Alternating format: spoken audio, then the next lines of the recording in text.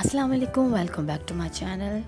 तो आज जो रेसिपी मैं आपके साथ शेयर करने जा रही हूँ उसको बेसिकली कहा जाता है काली मिर्च गोश्त। ये बहुत लजीज रेसिपी है। इसमें जो मेन इंग्रेडिएंट है वो काली मिर्च होती है। आप इसको बनाइएगा और यकीनन आपको ये बहुत पसंद आएगा। बहुत ही इजी रेसिपी है, बहुत कम इंग्रेडिएंट से बनने वाली। तो चलिए अपनी रेसिपी स्टार्ट करते हैं।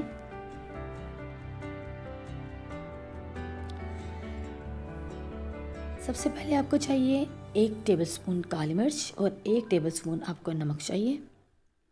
3 अदद मीडियम टमाटर हैं जो कि मैंने छिल के उतार लिए हैं।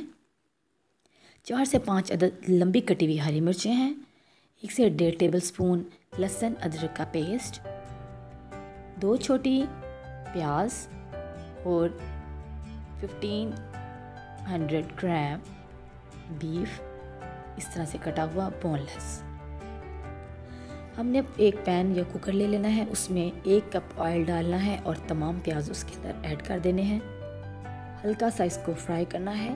जब आप देखें हल्का सा प्याज फ्राई हो चुका है तो इसमें आप लहसुन और अदरक का पेस्ट ऐड करके उसको थोड़ी देर पका लें, उसको सौते कर लें, उसका कच्चापन ख़त्म कर लें। उसके बाद हमने जो बीफ था तमाम बीफ उसके अंदर ऐड कर देना है और उसको थोड़ा सा पकाना है जब तक कि उसका कलर चेंज नहीं हो जाए। आप देख सकते हैं कलर चेंज हो चुका है।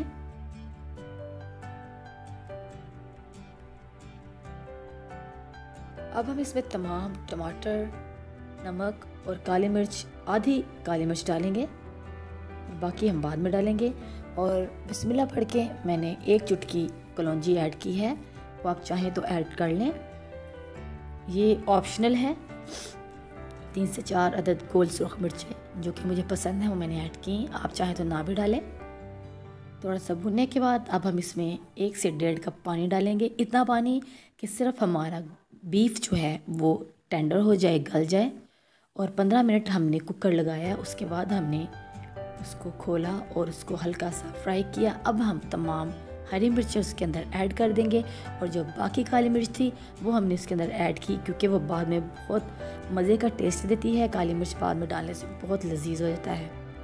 थोड़ी सी हमने एंड में मेथी डाली, सूखी मेथी, और हमारा लजीज काली मिर्च गोश्त तैयार है।